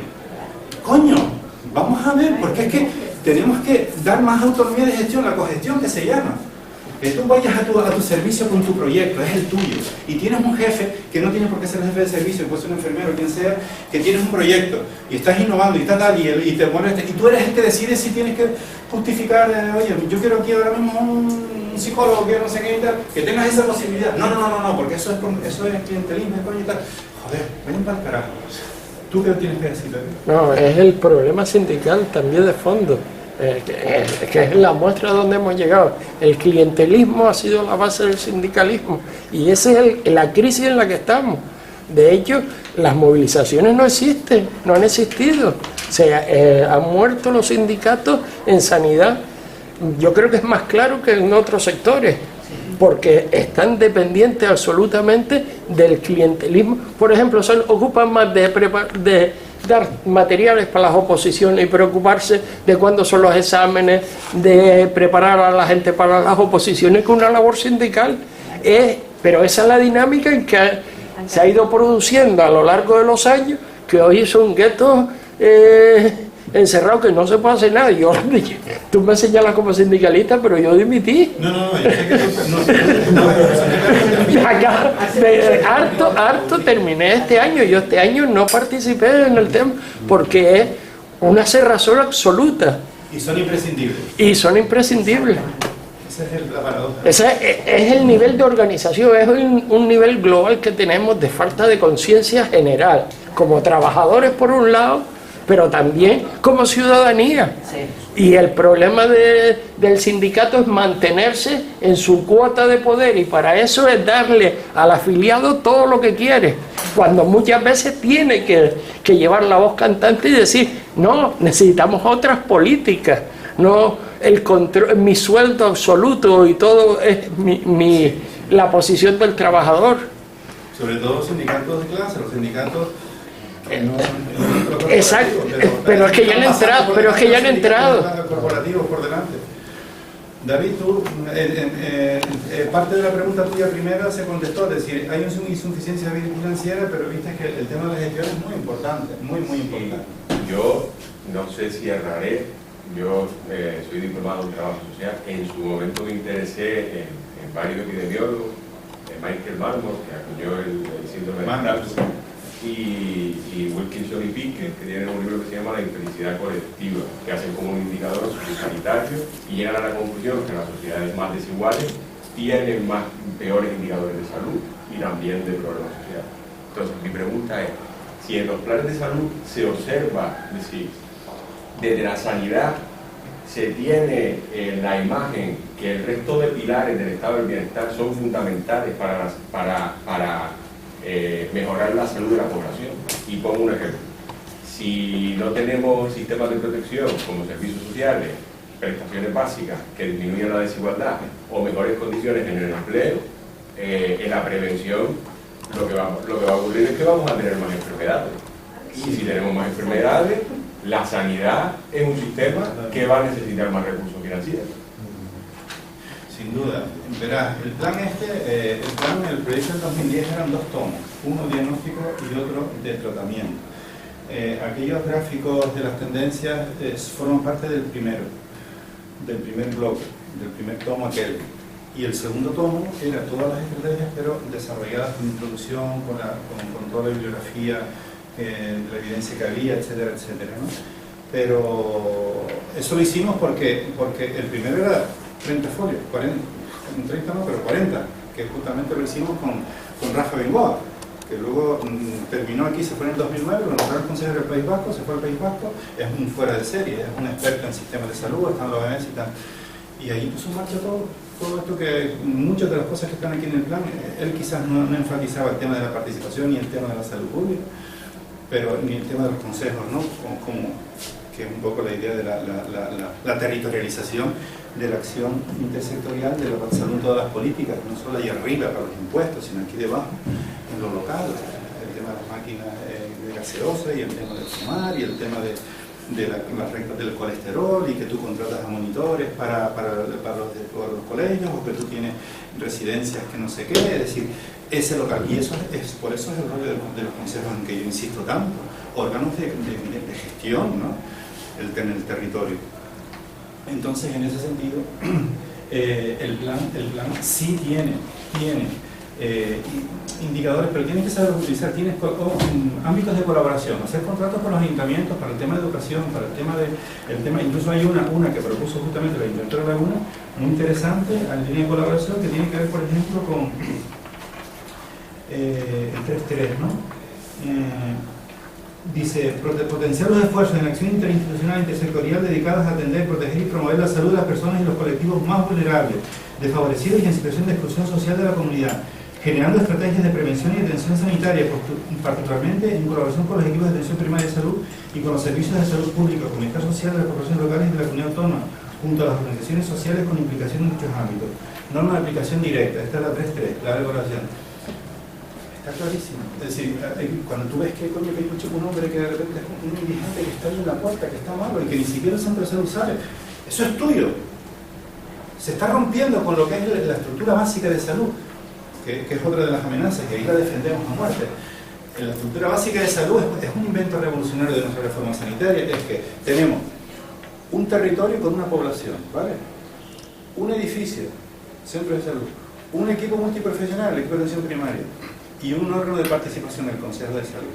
Esa es la estructura básica de salud, a pesar de que el Consejo de Salud se ha ido desapareciendo. Pero eso es revolucionario. En Alemania no existe eso, en Francia tampoco, en Italia tampoco. Tú tienes un médico por ahí que es tu médico de referencia y después tienes a lo mejor en un edificio del centro la enfermería, la salud pública, las vacunas y tal y cual. Esto es revolucionario. Madrid se lo cargó, gerencia única, área única. Entonces, tú puedes elegir médico y es verdad, no tiene, es un poco problemático que tú puedes elegir a cualquier médico. Pero esa visión territorializada de la atención se la carga, y el proyecto de ley del 2010 del Partido Popular se la cargaba también. Y yo le decía a la secretaria general, coño, ¿cómo te vas a cargar eso, tío? Que eso es clave, ¿cómo te lo vas a cargar? No, es que esa no es precisamente, no sé cómo se le llama en derecho, un artículo que no es orgánico, que no es obligatorio, que no es imperativo. Entonces, pues, pero tú no lo puedes, te la cargaba y se cargaba la situación. Entonces, desde ese punto de vista, incluso en los sistemas de indicadores, ¿no?, hablamos de la identificación, es decir, el DRAGO. El DRAGO es el sistema de información que utilizamos, ¿no? Está la historia clínica y de ahí salen las estadísticas. Bueno, pues, venga, tú estás en tu centro de salud, pues tendrías que poder apretar el botón y decir cuál es el perfil epidemiológico de mi cupo, o del centro, mi cupo. ¿Cuántas personas tengo por edad y sexo con las patologías que tienen, con las enfermedades que tienen? ¿Vale? Eso no lo puedes hacer allí, tienes que pedir ahí que te autoricen porque es muy caro, no sé qué, y entonces de la gerencia, pero no se maneja la información, tú no tienes esa capacidad. Pero ¿qué es lo que proponemos ahí? Que cojas el dato social, identifiques la vulnerabilidad, la privación social, de manera que tú estás viviendo en Ginama, o estás viviendo tal, identifica tú a la gente de mayor riesgo, para trabajar con ellos. ¿Por qué? Porque dicen, no, programa del niño sano, tengo que ver un niño recién nacido a las 3 semanas, a los 5 meses, según las vacunas, a los 2, a los 3, a los 6, al año, a los 2 años, a los 3 años. Pero mira, vamos a ver, es que hay niños que no lo necesitan casi, porque son familias más o menos tal.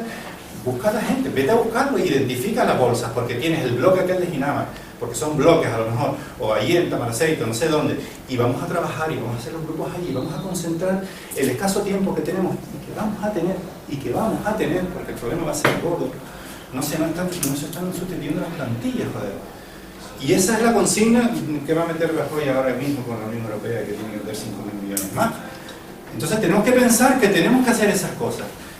Pero ¿qué pasa? Lo que decía Araceli, es decir, tienes que pensar con esa ideología social, sanitaria social, y tiene que haber lobby. Entonces a veces yo me pregunto, bueno, yo que puedo tener tiempo libre, entre comillas, ¿a qué me dedico en la UNESCO? A crear, porque ya no me voy a dedicar tanto a la cooperación, porque me preocupa mucho lo de aquí, a trabajar con creando masa crítica, ¿te acuerdas? Desde que empezamos en la población o a trabajar en la formación de cuadros, ¿no? Porque nosotros la verdad es que aquí no hay de escuela tampoco. Entonces, a veces lo pienso, era serio, a veces lo pensamos, porque claro, dices tú no eres tampoco salvador del mundo, ¿no? Ese es el principal problema, la falta de masa crítica de gente. Oye, voy a hacer un recorrido porque ya faltan 5 minutos, un poco por encima. La financiación, ¿no? Eso tendría que ver con eso, efectivamente, estamos por debajo. No hablamos de la Unión Europea, estamos muy por debajo. Y el gran problema es ese. Entonces, las comunidades ricas, las que pueden tener dinero, colocan dinero y con eso se va compensando. Pero desde luego, o hay movilización de los trabajadores para exigir, paralizando con la capacidad de movilización, ¿explico? Porque, por ejemplo, a nosotros nos jubilaron a los 65, yo he podido jubilar, yo pedí un año más, un año. para poder terminar el plan. Y me enteré porque tenía 3 meses por obligación, lo pedí. Y gracias a eso, entró el plan en el Parlamento. Pero luego la propia coalición canaria, que estaba dividida, no quiso. El grupo parlamentario, que era el grupo Clavijo, y esta ¿cómo se llama? La Brígida era del grupo de... El grupo de Clavijo era del grupo de Rivera. Y se paró ahí. Pero bueno, te quiero decir, y porque si no, no hubiéramos terminado la tramitación, pero por lo menos llegó aquí. Es decir, que es muy importante en la subfinanciación y la amenaza del ajuste estructural brutal. El tema de Juan Márquez y el tema del bueno, ya hablamos un poco de eso, ¿no? Que el tema de la privada y la concertada, nosotros tenemos un 10%, pero es que es completamente diferente. Tenerife a Gran Canaria. Aquí en Gran Canaria, en su época, ¿te acuerdas, Araceli? Discutimos mucho si apoyábamos la construcción del Hospital Negrín o los hospitales comarcales. Discutimos y decidimos apoyamos al Negrín, pero con la amenaza de que se podía hospitalizar demasiado la atención, pero así íbamos a hipotecar la atención, la privada. Nosotros defendimos los comarcales, en concreto sí, comisiones, pero nosotros nos reunimos con Mario incluso y nos posicionamos a favor del Negrín, pero con esa historia. Y fíjate tú lo que ha pasado con la historia en Tenerife, sin embargo, la privada... Perdona, la privada es la que domina, es la hegemónica. En Tenerife. No, ahora no. Antes. De siempre. La fuerza de Hospitén y la fuerza de ¿cómo se llama este hombre? De los Ignacio González. Coviella, Hospital Coviella. Sí, es brutal. Entonces, claro, ahora se va con hospitales comarcales, que me parece muy importante también. Lo que pasa es que hay una fantasía con los hospitales también comarcales que se vende.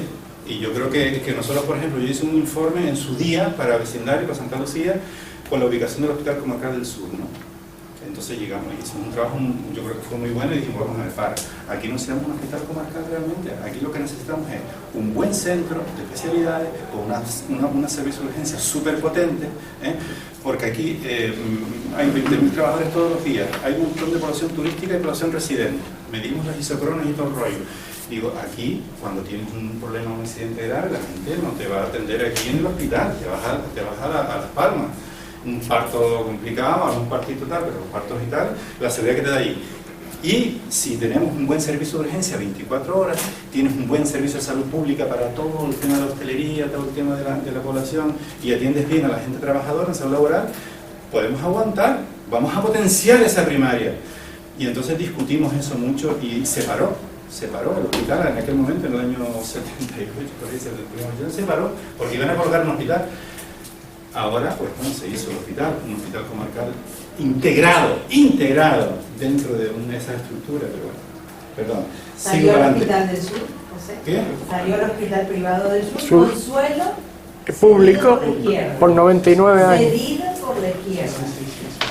Es grave. Pero esa realidad... Vieron el hospital privado con suelo público cedido por los partidos de izquierda.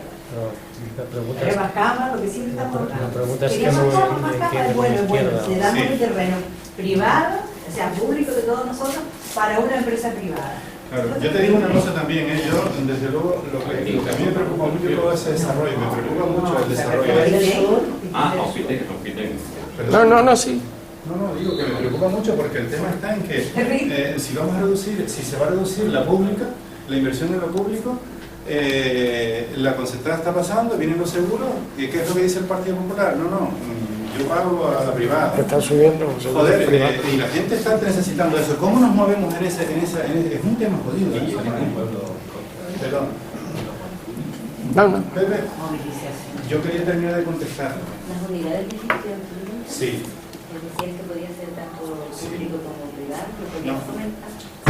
Sí, la unidad de gestión clínica, aquí no tenemos un decreto. Hay un Real Decreto del 2015, un proyecto Real Decreto del 2015 que yo he leído, y realmente puedes tener una interpretación restrictiva o más abierta. Entonces, desde ese punto de vista, lo que te permite la gestión clínica es independizar, entre comillas, unidades diferentes de diferentes servicios. Es decir, por ejemplo, imagínate, problemas de listas de espera en trauma, pero es trauma, radiología, o sea, hay una serie de unidades o servicios que están conectados, que puede ser radiología, que puede ser reumatología, que es rehabilitación, reumatología.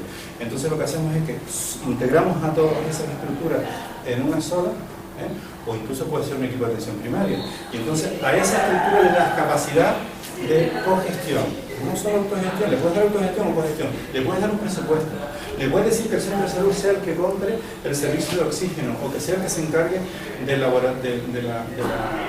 atención sociosanitaria y de las clínicas de la atención a los viejitos, y tú puedes comprar el servicio ese.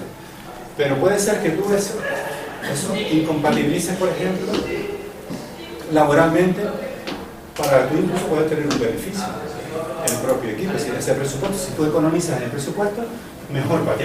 Yo te doy tanto. Y entonces entra el interés lucrativo. Entonces yo creo que ahí está la trampa.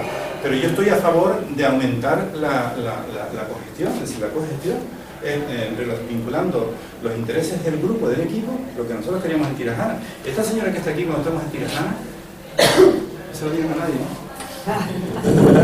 Pero se fue 3 meses a Venezuela. Y Gar, la enfermera, se fue 6 meses a estudiar salud pública a Venezuela. Y nadie se enteró. ¿Alguien se enteró?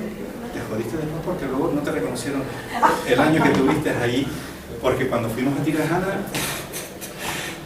nosotros, yo cogí yo era titular interino, cogí mis recetas a Luis Araceli. La primera de las recetas me dijeron, lo sacan a mí. Digo, Araceli a Santa Lucía. Y yo, a donde estaba arriba, que es el titular, no tenía contrato, no tenía ningún contrato. Y yo di todas las recetas mías y tal. Y vino a Hacienda y me puso una multa, que como soy una médica especialista, no tenía plaza en 3 años, ni figuraba, y no tenía plaza. No tenía plaza. El presidente del Colegio de Médicos a certificar, es verdad, esta señora es una medio loca. Y comparte el empleo con este señor que sí tiene la plaza. Bueno, eso era así, eso fue así. Te quiero decir, la autogestión, claro que sí. Tenemos ese nivel de autogestión, ¿por qué no? ¿Por qué no? Yo estaba en Chile ahí en los centros y el centro de salud municipal. Y los tipos contratan, pues tenían, por ejemplo, educadores físicos allí contratados. Ellos. Era público. Y fisioterapia, ellos. Y dentistas, ellos. ¿Por qué yo no llevo un acuerdo en Santa Lucía o en Agüimes y tal y yo amplío mi plantilla? ¿Por qué no? Sobre todo lo que se nos puede venir encima, que puede ser que tengan los ayuntamientos, tengan dinero, nosotros no tengamos dinero y ellos puedan comprar un servicio que no imputa al gasto público. Por ejemplo, estoy pensando por pensar, es decir, porque me preocupa ese futuro de mis hijos además y yo, que no ser bien, yo voy a... Bueno, hermano. 2 minutillos porque ya no fecha. Que 2 minutos porque no fecha. Sí, ya está. Bueno, José Joaquín, ¿en qué momento se encuentran ahora mismo las conferencias insulares de salud tan importantes que se terminó en el 2014? Las conferencias insulares. En estos momentos. Sí, las conferencias insulares ya pasaron. Ya se hicieron. Una parte muy interesante. Se hicieron y ahora estamos en la etapa, vamos a ver la etapa. Bueno, eso lo pongo aquí, la etapa local, la insular y autonómica. Hicimos la local y la insular y ahora están terminadas y están todos en la autonómica. La autonómica que estamos discutiendo y puede ser una frivolidad absoluta de marketing o puede ser realmente que impliquemos, como yo les decía, el consejo. Entonces, bueno, esto fue así. Aquí en la etapa local, 1.400 personas, 91 grupos, todos los cuestionarios que hicimos para analizar lo comparativo con 2008, que es interesantísimo ver la comparación de la salud y de los problemas antes de la crisis y después de la crisis, cómo se empeoraban los sures de las islas de Gran Canaria y Tenerife, en un montón de aspectos, ¿no? Es muy interesante. Y pasamos con toda esa conclusión a la insular, y de la insular, ahí se analizaron los resultados, discusiones del grupo y se hicieron las memorias. Estas memorias están hechas de las 7 islas. Lo que pasa es que la memoria la hicimos en Gran Canaria y Tenerife en dos, también fue una cosa estratégica.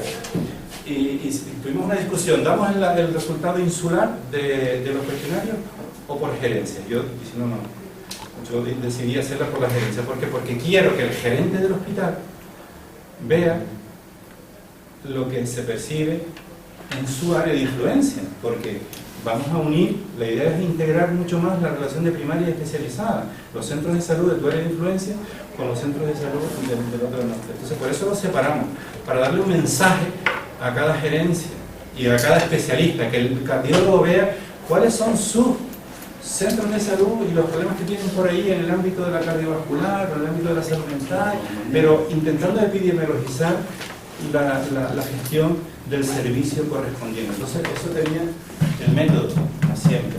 Entonces eso lo encuentro. Lo que pasa es que habría que simplificarlo, porque yo lo hice a toda velocidad, porque si yo me iba a juntar y sacar un proceso. Bueno, pues yo no sé si me ha quedado alguna cosa más, pero después. Es que nos No,